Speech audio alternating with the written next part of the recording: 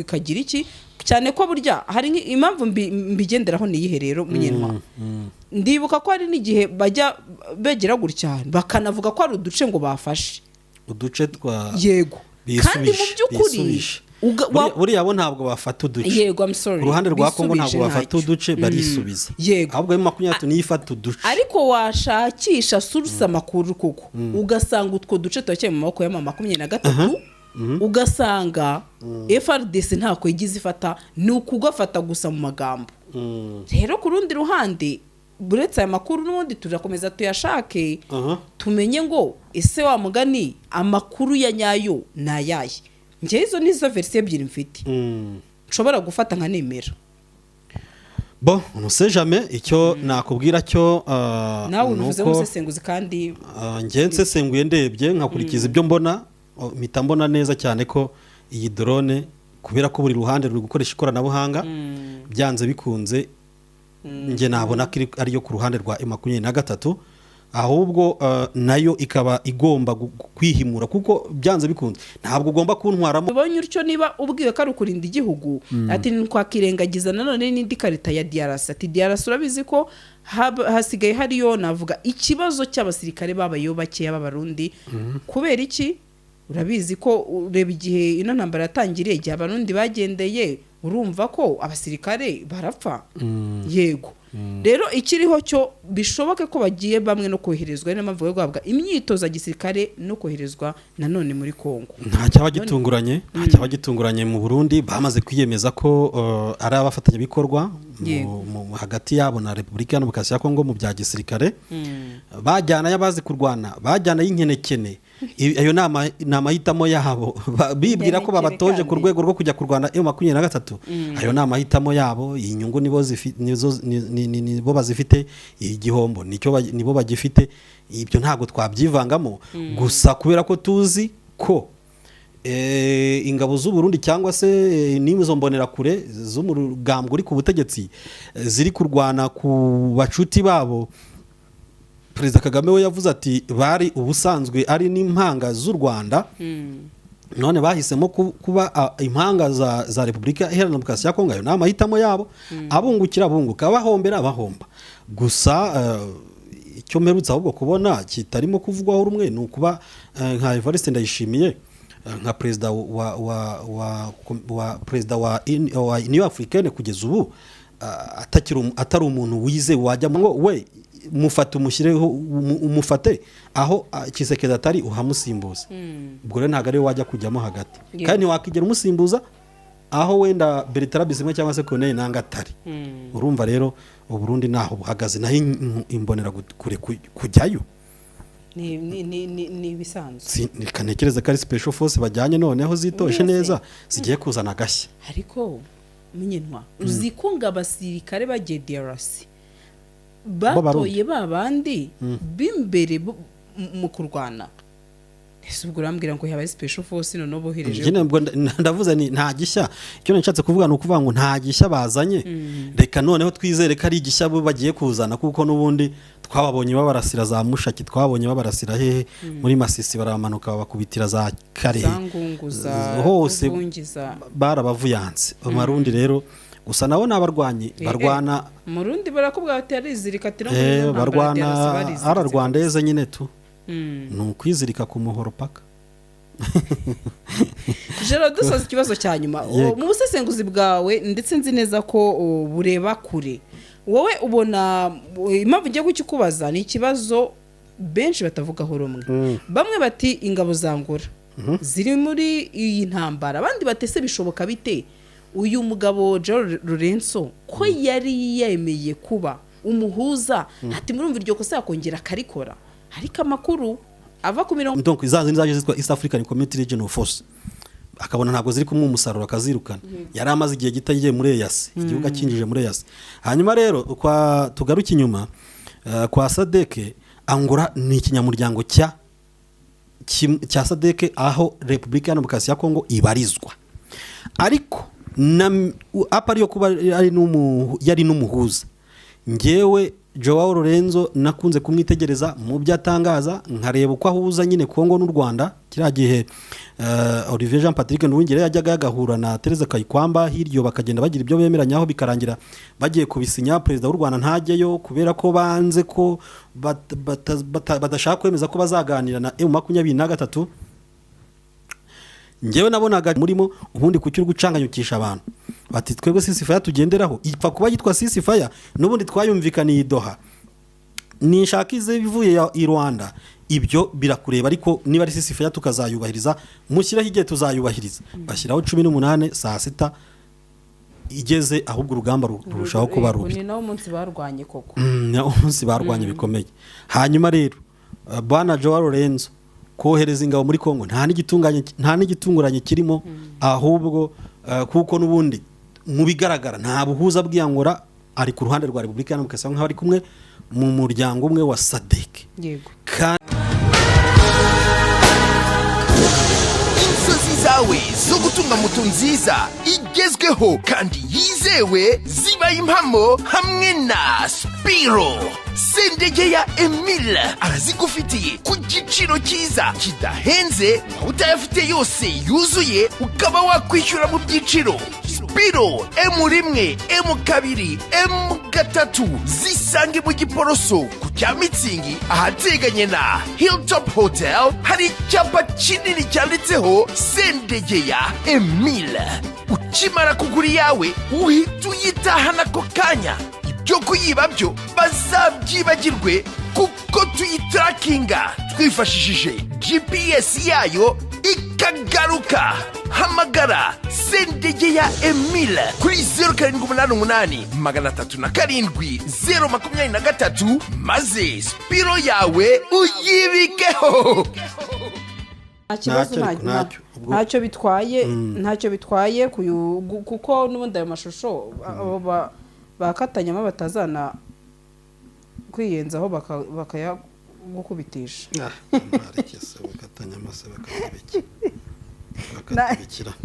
wowe se wowe usanga ari yahehe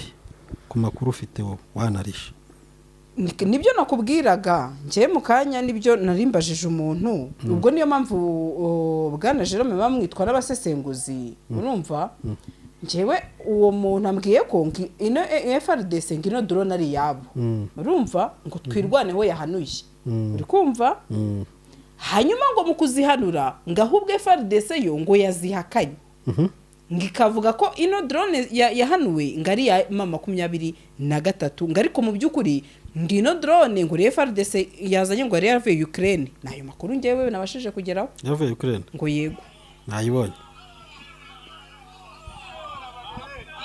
nawe umva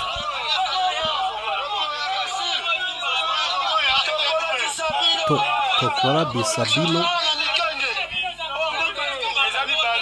Ezami Bare ko nashatse gukamenya ngo banza ari kabiri ngo zare ebyiri sibyo ubu koko drone yaba yarashwe na F23 abanyamurenge muri twirwane kuko bakaba barwana n'izindi kandi aba babivuga oya gusa ikindi nanone abantu babivuga ndimo ndabareba bayiyagara hejuru reka ducange nanone ikarita bwana munyamakuru nanone indi ntuzishoboka reka ducanga amakarita abiri swati mama 23 drone yayishobora kugira iki kuraswa hirga no bari mu ntambara bararaswa nabo n'ibintu babishoboka turi gusuzuma ngo ese ariko nanone indi karita nshobora ngiye gucanga ntanakoresheje ubwenge bwinshi reka nkoresha ubwenge buke bwanjye nk'umusivile kimwe nuko uretse gato ishobora no guhanurwa sibyo yanahanurwa na FRDC ikavuga ko hari ya mama 23 nabyo reka ndeke kubirenza ingoyi bakaba banayihanura FRDC nayo ikagaragaza ko iyo drone atari yayo kuko mu byo numvise ko yanayitwereraga RDF ikagaragaza ko iyo drone yahanuwe atari yayo ahubwo ari M23 nayo ikagira iki cyane ko burya hari impamvu mbigenderaho niyihe rero munyenwa ndibuka ko hari n'igihe bajya begera gutya bakanavuga ko ari uduce ngo bafashe uduce twa yego kandi mu by'ukuri buriya bo ntabwo bafata uduce. Yego, I'm sorry. Ku ruhande rwa Kongo ntabwo bafata uduce, barisubiza. Yego. Ahubwo M23 niyo ifata uduce. Ariko washakisha source amakuru koko ugasanga utwo duce twaciye mu maboko ya M23 ugasanga FRDC ntako igize ifata, ni ukugafata gusa mu magambo. Rero ku rundi ruhande buretse aya makuru n'ubundi turakomeza tuyashake tumenye ngo ese wa mugani amakuru ya nyayo nayaye. Nje izo nizo version ebyiri mfite nshobora gufata nka nemera. Bon, on sait jamais icyo nakubwira cyo nawe unuvuze musesenguzi kandi nje nsesenguye ndebye nkakurikiza ibyo mbona, mpita mbona neza cyane ko iyi drone kubera ko buri ruhande ruri gukoresha ikoranabuhanga byanze bikunze nge nabona ko ariyo ku ruhande rwa M23, ahubwo nayo ikaba igomba kwihimura kuko byanze bikunze ntabwo ugomba kuntwaramo kunsindamo igitego kimwe ngo ngiye muri kukunagamo bibiri. Yego. Mba ngomba kukunagamo bibiri bitatu cyangwa se ukabijyana. Ubwo rero Sandrine icyo nakubwira cyo rwose biro ntago byoroshye pe. Byoroshye kuri uru rugamba gusa cyane ko n'ubutasi bwagaragaje ko ari intambara iri gukoreshwa ngo ikoranabuhanga rihambaye riri hejuru cyane. Wamenye ko ngo reka dusa n'abasoza tugane gato hano mu gihugu cy'abaturanyi aho nabonye mu Burundi ngo bari no gutegura imbonera kure nyinshi cyane bari guha imyitozo ndetse ngo bakaba bari kuyiha imyitozo ya gisirikare. Imbonera kure. Yego. Gahunda ari ukuzohereza muri Kongo se cyangwa no kugira ngo zirinde Burundi? Kugira ngo babe barinda ngo Burundi ndetse amatora mu makuru nabashe abe atazayazamo kidobye. Yego. Ariko uwo muntu nibyo ramaje atese izo mbonera kure iyo ziri gutozwa gutyo atariko nanone iyo tubibonye utyo niba ubwiwe ko ari ukurinda igihugu ati nkwakirengagiza nanone n'indi karita ya DRC. Ati DRC urabizi ko hasigaye hariyo navuga ikibazo cy'abasirikare babayo bakeya b'abarundi. Kubera iki? Urabizi ko ureba igihe ino ntambara yatangiriye igihe abarundi bagendeye urumva ko abasirikare barapfa. Yego. Rero ikiriho cyo bishoboke ko bagiye bamwe no koherezwa n'ama mvugo guhabwa imyitozo gisirikare no koherezwa nanone muri Kongo. Nta cyaba gitunguranye mu Burundi bamaze kwiyemeza ko ari abafatanya bikorwa mu hagati yabo na Repubulika ya Demokarasi ya Kongo mu bya gisirikare. Bajyana yabazi kurwana, bajyana y'inkenekene. Ayo namahitamo yabo bibwira ko babatoje ku rwego rwo kujya kurwana M23. Ayo namahitamo yabo, inyungu nibo bazifite, igihombo nibo bagifite. Ibyo ntago twabyivangamo gusa kubera ko tuzi ko ingabo z'u Burundi cyangwa se n'izo mbonera kure zo mu rugambwe uri ku butegetsi ziri kurwana ku bacuti babo. Perezida Kagame we yavuze ati bari ubusanzwe ari n'impanga z'u Rwanda, none bahisemo kuba impanga za Repubulika Iharanira Demokarasi ya Kongo. Ayo ni amahitamo yabo, abungukira bunguka, bahombera bahomba. Gusa icyo mperutse ahubwo kubona kitarimo kuvugwaho rumwe ni ukuba nka Evariste Ndayishimiye nka perezida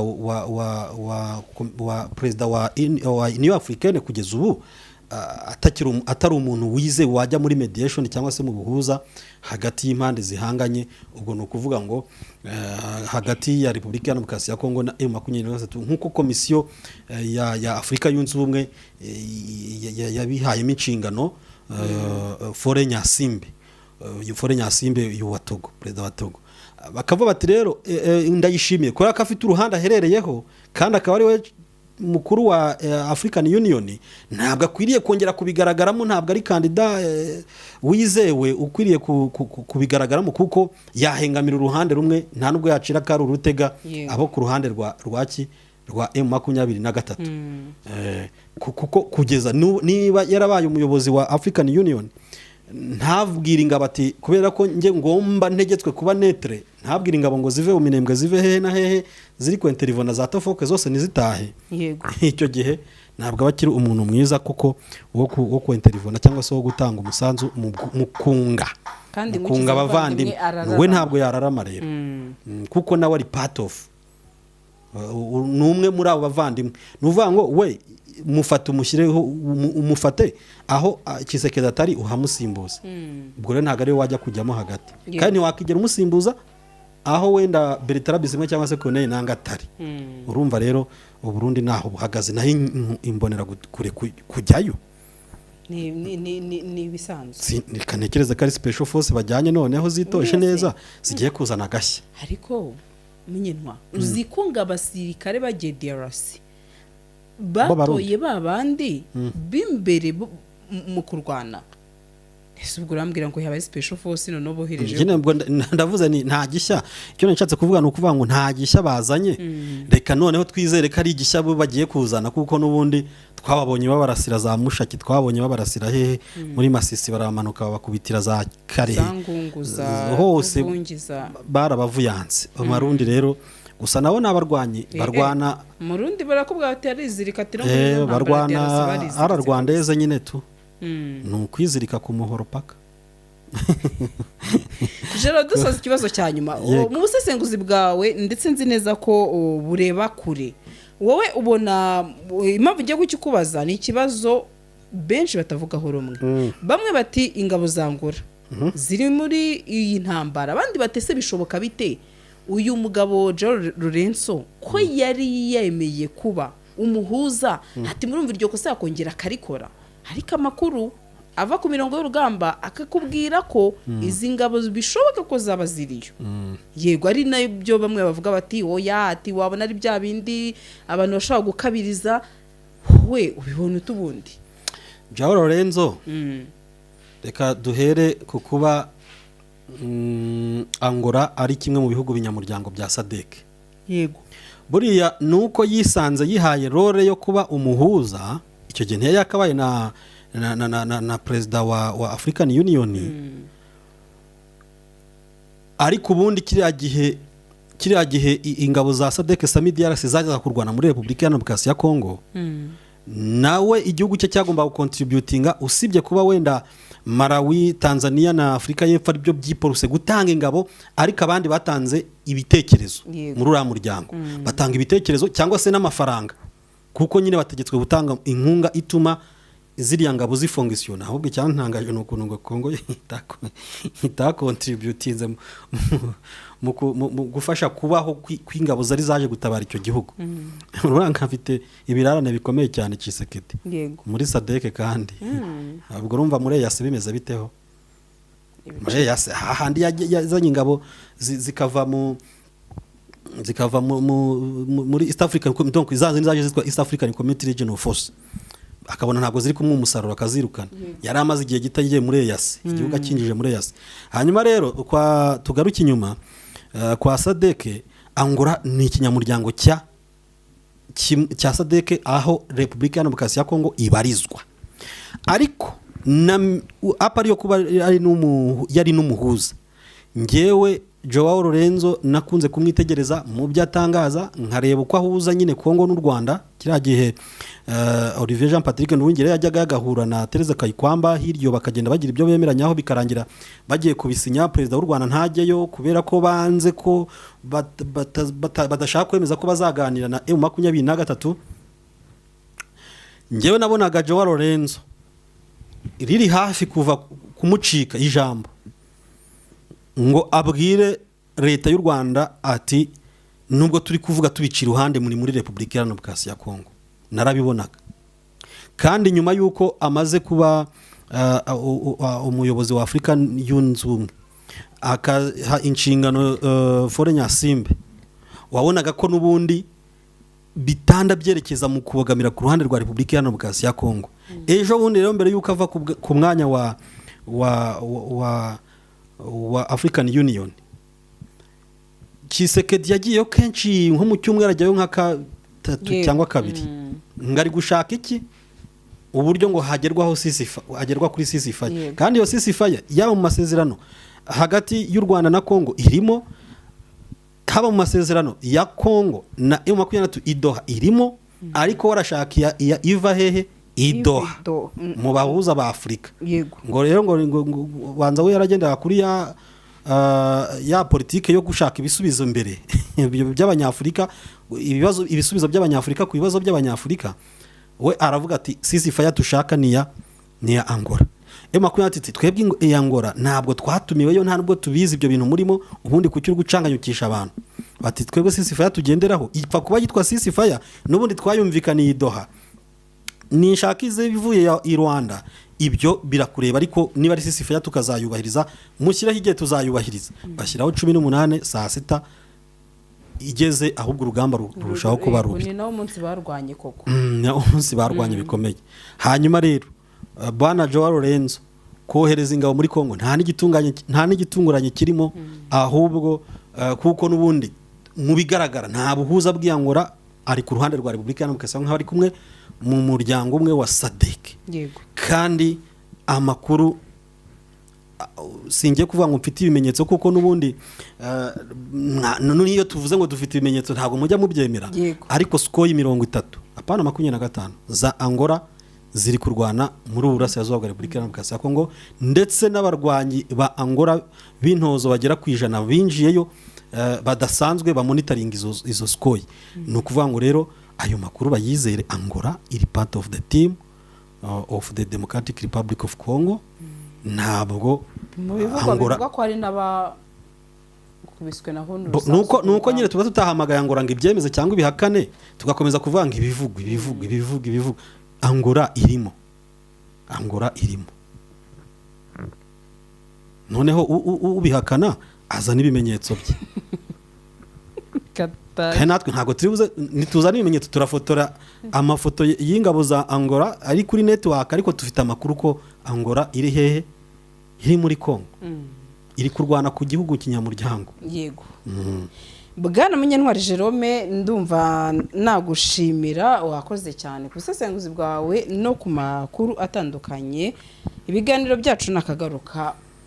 ugire umunsi mwiza nakoze kuduha kanya ya modoka ikundwa na benshi tuyibazaniye Kia Sorento 2022 hybrid ifite ikoranabuhanga ridasanzwe ese wari uzi ko ushobora kuyikura muri parikingi ukoresheje urufunguzo rwayo ikagusanga aho uhagaze uri muri ambutiyaje ntibikugora kuko ishobora kwitwara ubwayo by'akarusho kandi gushyiramo vitesse ntibigusaba imbaraga no gukaraga kakabuto mu buryo bworoshye nk'uko ubibona ugiye kubisikana n'indi modoka ikurebera imbere niba nta nkomyi si ibyo gusa kuri babandi bagorwa na parikingi igufitiye kamera buri ruhande ikwereka uko ugomba guparika mu buryo bwizewe hitamo Kia Sorento 2022 we n'umuryango wawe muzagenda mutuje kuko ifite ubushobozi bwo gutwara abantu 8 muri Gugaga Cars tubafitiye n'izindi modoka zitandukanye aho ushobora kuza ugahitamo iyawe ku giciro gito cyane ku bindi bisobanuro wanyura kuri nimero 0788 32 cyangwa ukatwandikira kuri gugagacars@gmail.com hitamo Gugaga Cars ntago zicuza